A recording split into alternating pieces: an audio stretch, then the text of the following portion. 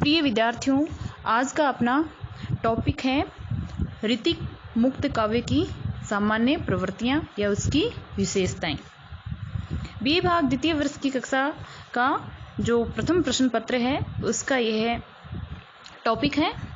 ऋतिकाल की 3 काव्य धाराओं में से एक काव्य धारा है ऋति मुक्त काव्य धारा। तो हम आज उसी की जो प्रमुख प्रवृत्तियां हैं उसके बारे में देखेंगे। पहली इसकी प्रवृत्ति है जिसमें स्वच्छंद संयत प्रेम का चित्रण। ऋति मुक्त काव्य धारा के जो कवि हैं उन्होंने स्वच्छंद संयत प्रेम का चित्रण किया है। इन कवियों का प्रेम संबंधी दृष्टिकोण अत्यंत व्यापक और उदार है। इन्हें रीतिबद्ध कवियों के समान बंधी बंधाई परिपाटी पर प्रेम चित्रण करना बिल्कुल भी पसंद नहीं था। इन्होंने जो रीतिबद्ध कवियों का जो प्रेम चित्रण है साहित्य शास्त्र द्वारा चर्चित रूढ़ियों, परंपराओं और कवि समयों के अनुसार होता रहा, उसमें उन्मुक्त रूप से हृदय का स्पंदन नहीं आ सका। किंतु रीति मुक्त कवियों का प्रेम स्वच्छंद और संयत है।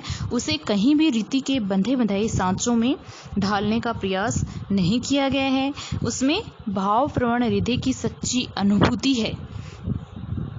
कहीं भी कृत्रिमता नहीं और न ही कहीं कोई छिपाव और दुराव है तथा काया और बाकापन है। कवि घनान ने तो स्पष्ट शब्दों में कहा है, अति सुधो स्नेह को मार्ग है जहाँ नेकु शानप बांक नहीं। निसंदेह रीतिबद्ध कवियों जैसे बिहारी मतीराम देव और पद्माकर में कहीं कहीं प्रेम की अत्यंत मार्मिक उक्तियां मिल जाती हैं, पर वे अधिक नहीं हैं। लेकिन रीति मुक्त कवियों का प्रेम है इन सभी विकृतियों से मुक्त है। इनके प्रेम में शुद्ध हृदय का योग है। बुद्धि का प्रयोग इसमें कर्तव्यों तो उसके में बिल्कुल भी नहीं है। यह प्रेम उनकी आत्मा की पुकार है। रीतिबद्ध कवियों के श्रृंगार में दूतियों और सखियों द्वारा प्रेमी और प्रेमिका के मिलन का आयोजन किया गया है, परंतु रीति मुक्त कवियों में अंतरंग और बहिरंग सखियों का विधान नहीं है।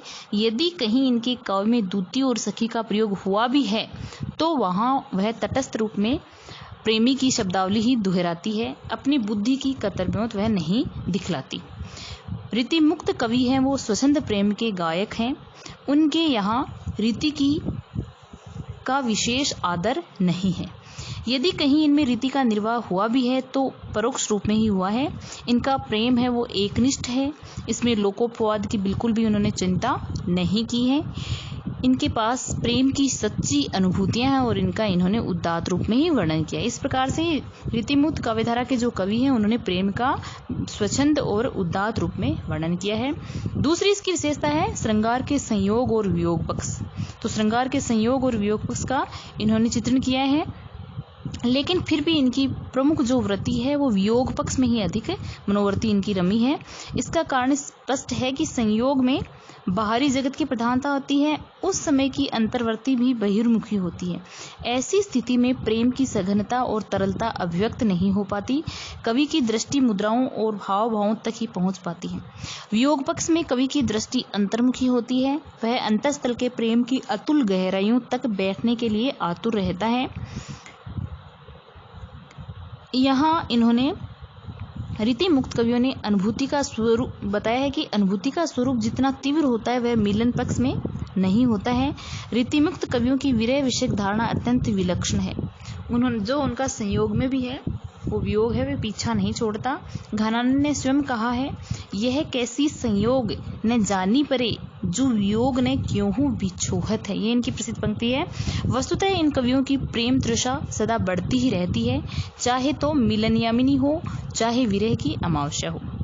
इन कवियों में प्रेम की अथाह पीर है और उस पीर को पहचानने के लिए हृदय की आवश्यकता होती है। जैसे घनानंद ने कहा है, समुझे कविता घन आनंद की ही आखिन प्रेम की पीर तकी। इन कवियों में प्रेम की अनन्यता है। दूसरे लोग तो कविता बनाते हैं परंतु इन्हें कविता आकर बना जाती है। रीति मुक्त धारा के प्राय सारे कवि प्रेम के उपासक हैं। इन्हें प्रेम विहीन जग है वो बिल्कुल ही निसार या निरर्थक प्रतीत होता है। इन्होंने कृष्ण के सगुण सलोने रूप को अपने काव्य का विषय बनाया है। अतः इन्होंने राधा और कृष्ण के संयोग पक्ष के प्रेम की भी बड़ी मनोहर और मार्मिक झांकियां प्रस्तुत की हैं।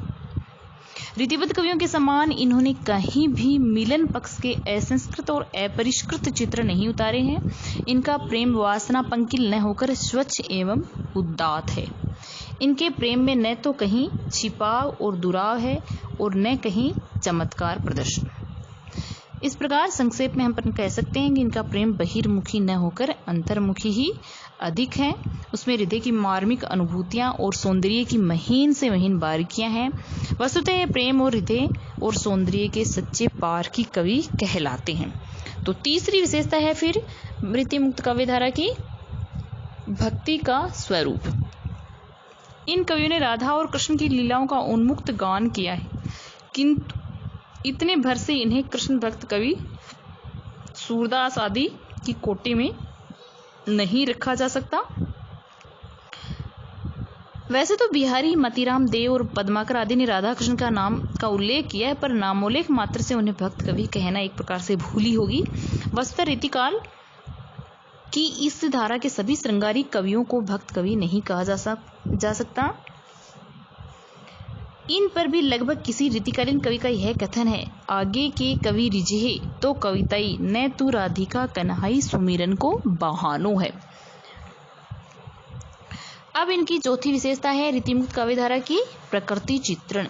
वैसे तो हिंदी साहित्य के प्रथम 3 कालों में प्रकृति चित्रण प्राय उपेक्षित ही रहा, किंतु रीतिकाल के कवि ने रीति श्रृंखलाओं में आबद्ध होने के कारण इस ओर भी दृष्टि खींच ली।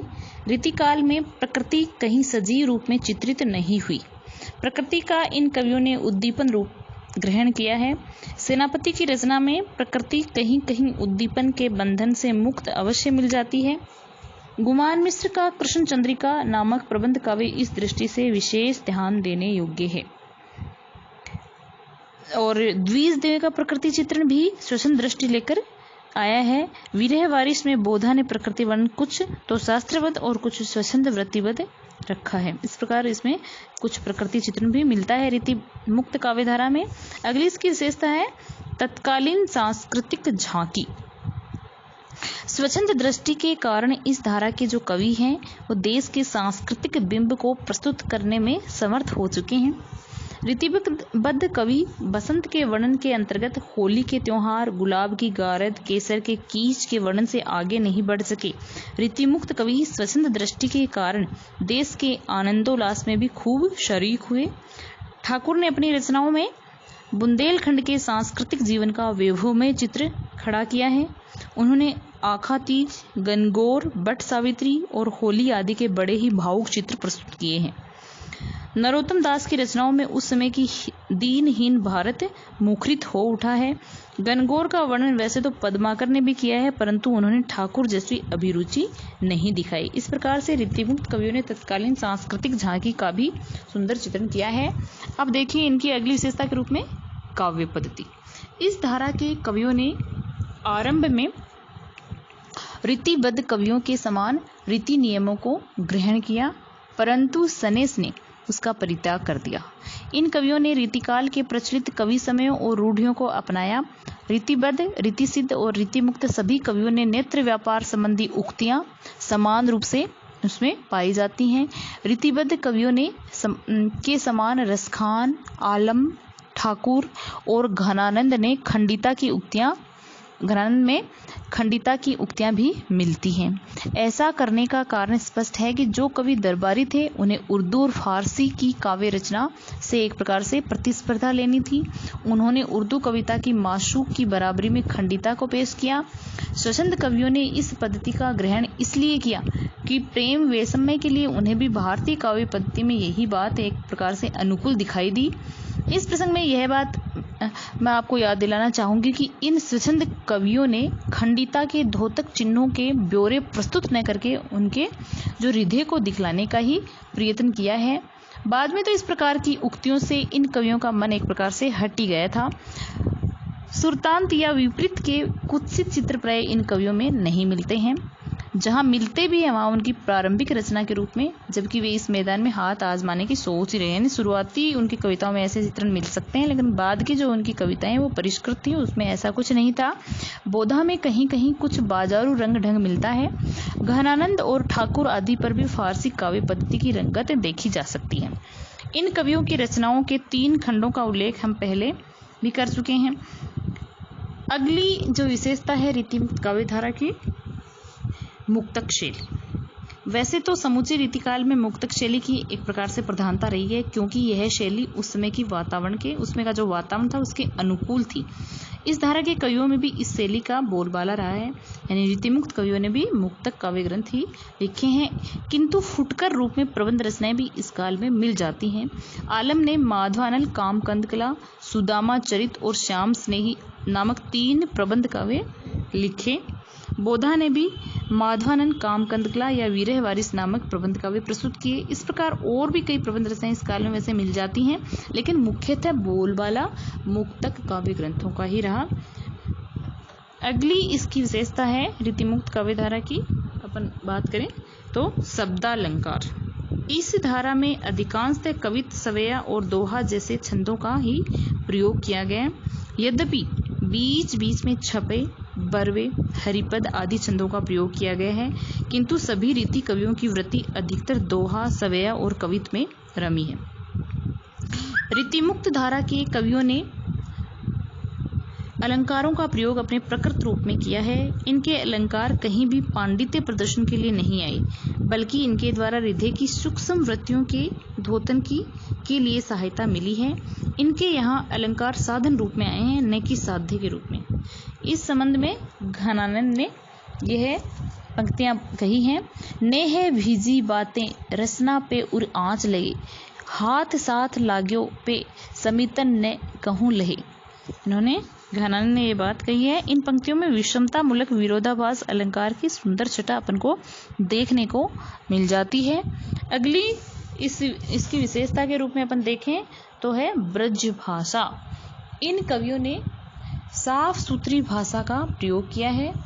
रीतिबद्ध कवियों में बिहारी, मतीराम और पद्माकर को छोड़कर दूसरे कवियों में भाषा की सफाई के दर्शन नहीं होते। भूषण और देव आदि ने स्वेच्छा अनुसार शब्दों का अंग भंग किया है।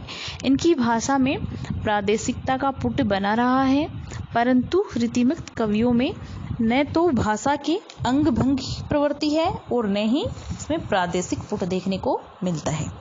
रसखान और घनानंद ने तो ब्रज भाषा का ऐसा प्रयोग किया है जिसे ब्रज भाषा का साहित्यिक परिनिष्ठित रूप स्वीकार किया जा सकता है। इस प्रकार रीतिकाल की में वैसे तो सभी कवियों की भाषा ब्रज भाषा थी, लेकिन रीतिमुक्त कवियों ने ब्रज भाषा का परिनिष्ठित और परिमार्जित परिष्कृत रूप का प्रयोग किया है। इनकी भाषा में उक्ति वैचित्र्य, लाक्षणिकता, लोकोक्तियां, मुहावरों का भी सुंदर मिश्रण मिलता है। उन्होंने इसका भी प्रयोग किया है। घनानंद की भाषा की जो लाक्षणिकता है वो विशेष ही हृदयग्राही है। ठाकुर ने भी लोकोक्तियों का अत्यंत सुंदर प्रयोग किया है। तो इस प्रकार से अपन ने देखा कि रीतिकाल की जो काव्यधारा है, रीतिमुक्त काव्यधारा, उसके जो प्रमुख कवि हैं जैसे घनानंद है, बोधा है, आलम है, ठाकुर है, इन्होंने एक प्रकार से सभी ने परिष्कृत ब्रजभाषा का प्रयोग किया और मुक्तक शैली को अपनाया और इन्होंने प्रेम का स्वच्छंद और उन्मुक्त चित्रण किया। जो उन्होंने इस प्रकार के प्रेम का चित्रण किया जो स्वयं के द्वारा अनुभूत प्रेम का चित्रण उन्होंने किया और साथ ही उन्होंने श्रृंगार का चित्रण वर्णन भी किया, जिसमें श्रृंगार का संयोग और वियोग दोनों पक्षों का चित्रण किया। लेकिन प्रमुखतः रीतिमुक्त कवियों ने श्रृंगार के वियोग पक्ष या उसके विप्रलंब श्रृंगार का ही चित्रण अधिक किया है। और साथ ही इन रीतिमुक्त कवियों ने भक्ति का भी थोड़ा बहुत चित्रण किया है। वैसे तो इनके बारे में कहा गया है कि एक प्रकार से राधा कृष्ण को स्मरण करने का बहाना मात्र करने के लिए इन्होंने भक्ति पर कुछ दोहे लिखे हैं, लेकिन फिर भी थोड़ा बहुत भक्ति का भी चित्रण इन्होंने किया है। प्रकृति चित्रण का वर्णन भी इन्होंने किया है। तत्कालीन सांस्कृतिक या जो उसमें के तत्कालीन जो जिस प्रकार की संस्कृति जो व्रत वगैरह है, जैसे आखातीसगण, गौर, वट सावित्री, होली, इनका चित्रण भी इन कवियों ने किया है। धन्यवाद।